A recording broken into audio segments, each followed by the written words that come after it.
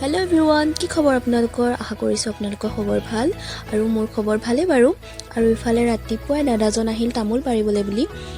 কেইদিনমানৰ আগতে মাতিছিলো, কিন্তু এইকেইদিন ইমান বেছি ঠাণ্ডা আৰু কুঁৱলী, সেইকাৰণে আহিব পৰা নাছিলে। আৰু আজি ৰ'দটো ৰাতিপুৱা ওলোৱা দেখি দাদাজনো আহিল। আৰু ইফালে হৈছে আমাৰ তামোল, আৰু এইখিনি তামোল গোটেইখিনি দিয়া হ'ল। আৰু এইখিনিৰ পৰা ভালেমানখিনি পইচা নোপোৱা নহয়, পালোঁ। যিমানখিনি হৈছে আৰু সিমানখিনিয়ে মূল্যটো পাইছোঁ। আৰু ইফালে আছিলে কিছুমান কৰিবলগীয়া কাম। আজি ৰাতিপুৱাই ৰ'দটো ওলোৱা দেখি কাপোৰ কানিখিনিও ধুই ল'লোঁ। আৰু ইফালে এতিয়া মই বাকী থকা কামখিনিও কৰিবলৈ ওলাইছোঁ। আৰু এতিয়া হয়তো কিছু লোকে ক'ব পাৰে, এইখিনিনো কি ভিডিঅ' হ'ল, আমিনো কি শিকিব পাৰিলোঁ, এইখিনি আৰু সদায় ঘৰুৱা কামহে। হয়, এইখিনি সদায় ঘৰুৱা কামেই হয়। আৰু এগৰাকী হাউচৱাইফ হিচাপে ইয়াতকৈ বেছিনো আমি কি দেখাব পাৰোঁ, কাৰণ ডেইলি আমাৰ জীৱনত যি হৈ থাকে, আমি কি কৰিছোঁ আৰু কি কৰা নাই, সেইখিনিকে আমি দেখুৱাবলৈ চেষ্টা কৰোঁ। আৰু এতিয়া আমি ঘৰ বাৰী এইটো বেলেগত ভিডিঅ' বনাই থাকিব নোৱাৰোঁ। আৰু তেতিয়াও হয়তো বেলেগে ক'ব যে ঘৰ বাৰী এই ভিডিঅ' বনাই ফুৰিছে, কেৱল মোবাইলত লাগি থাকে, নিজৰ ঘৰৰ কামত মন দিয়া, বহুখিনি কথা আহি পৰে। সেইকাৰণে আমি ডেইলি লাইফত কিনো কৰিছোঁ, কি বনাইছোঁ, সেইখিনিকে আপোনালোকক দেখুৱাবলৈ চেষ্টা কৰিছোঁ। আৰু তেনেকৈ অকণমান বিজি থাকিবলৈ চেষ্টা কৰোঁ নিজৰ মাজতে। আমিও বহুতৰে ভিডিঅ' চাওঁ, কিন্তু সকলোৰে ভিডিঅ'টো এইটো উদ্দেশ্যৰে নাচাওঁ যে আমি কিবা এটা শিকিবই লাগিব।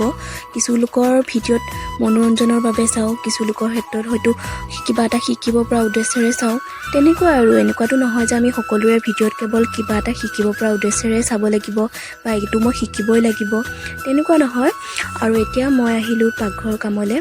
ইফালে ভাত বনাইছোঁ আৰু ইফালে দালি পাতি দিছোঁ। আৰু আজি ভাবিছোঁ দালিত চুকা টেঙা দিওঁ, কাৰণ দালিত চুকা টেঙা দিলে খাই বহুত ভাল লাগে নহয়নে? সেইকাৰণে ঘৰৰে এয়া চুকা টেঙা।